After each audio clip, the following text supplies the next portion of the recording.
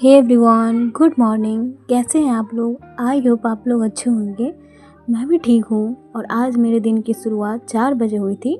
यहाँ पे 4:26 में मैं बैठी हूँ पढ़ने के लिए। और टू डू लिस्ट एक झलक देखना बहुत ज़रूरी होता है ताकि हमें एक आइडिया लगे कि आज हमें क्या क्या पढ़ना है। इसके बाद ना मैं आगे का जो भी पढ़ाई करूँगी वो अपने ब्लॉग के साथ शेयर करती रहूँगी।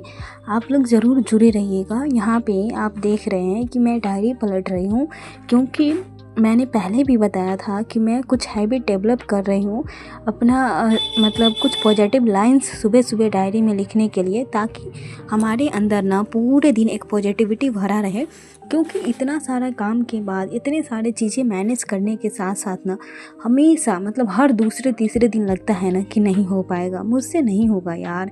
हम उन लोगों से कम्पीट करने वाले हैं ना जो जिनके पास पढ़ाई करने के अलावा और कोई काम नहीं है, लेकिन हमारे पास बहुत सारी चीज़ें हैं जो दिन भर पढ़ते हैं, कभी भी पढ़ सकते हैं। मतलब उनके पास बस पढ़ना, खाना, सोना यही काम है।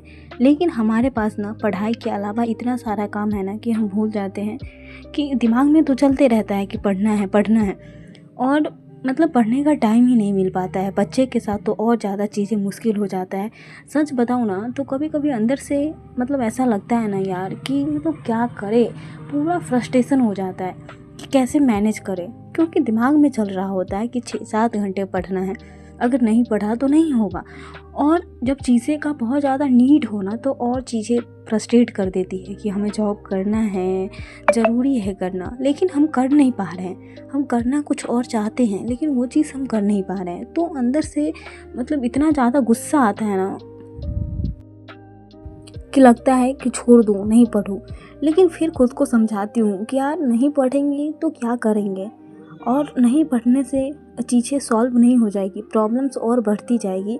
और वो प्रॉब्लम्स अगर हमें सॉल्व करना है, हमें ना अपना मतलब करंट सिचुएशन अच्छा करना है ना, तो हमें पढ़ना ही पड़ेगा। पढ़ने के अलावा और मतलब कुछ नहीं कर सकते हैं जिससे हमारा जो करंट सिचुएशन है, जैसा लाइफ हम चाहते हैं वैसा लाइफ मतलब करने के लिए हमें पढ़ना ही पड़ेगा।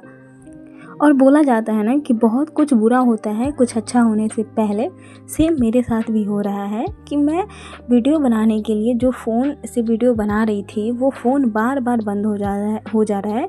और जो लैपटॉप है मेरे पास अभी, वो भी लैपटॉप मेरा साथ नहीं दे रहा है। वो भी लैपटॉप मतलब सही से काम नहीं कर रहा है, जिसके कारण ना मैं नहीं बना पा रही हूँ वीडियो।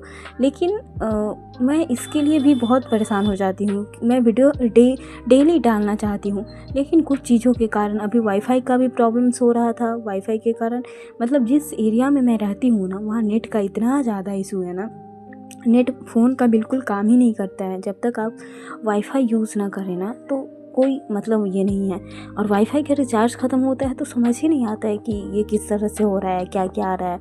इतना ज़्यादा महंगा हो जाता है कि चीज़ें ऊपर चली जाती है ना। लेकिन कोई बात नहीं है, चीज़ें सॉल्व हुई है। मतलब वाईफाई तो काम करने लगा है, लेकिन अभी फ़ोन का जो इशू है वो ये वीडियो पहले का है जिसे मैं डाल रही हूँ नेट आने के बाद। अभी भी मतलब मेरे पास लैपटॉप में मंगवाने का सोच रही हूँ, और जल्द ही लैपटॉप मंगवाऊँगी तो चीज़ें और ज़्यादा मेरे लिए अच्छा हो जाएगा। कहते हैं ना कि प्रॉब्लम्स तो लाइफ में बहुत है, लेकिन जब हम प्रॉब्लम्स को सॉल्व करने पे आते हैं ना तो धीरे धीरे प्रॉब्लम सॉल्व हो जाता है।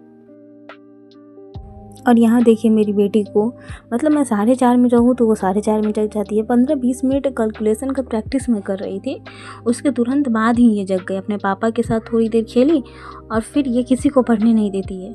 मतलब मैं अगर पढ़ रही हूँ ना तो ये चेयर पे आ जाएगी, कभी पेन खींचेगी, कभी मेरा बाल खींचेगी, पूरा परेशान कर देती है। गलती इसका नहीं है, मैं इसे कभी गलत नहीं मान सकती, क्योंकि गलती मेरी है कि मैं अभी पढ़ रही हूँ। लेकिन क्या करें, कुछ चीज़ें ऐसी होती है कि हमारे अकॉर्डिंग नहीं होता है ना। ठीक है, वो तो दूसरी बात है, लेकिन जो भी है ठीक है। हमेशा हंसते रहिए, मुस्कुराते रहिए, और क्या ही कर सकते हैं। अभी मैं जा रही हूँ अपनी बेटी के पास, उसके रोने का आवाज़ मुझे सुनाई दे रहा है। फिर मिलूँगी एक नए वीडियो के साथ। तब तक अपना ख्याल रखिए, अपनों का ख्याल रखिए।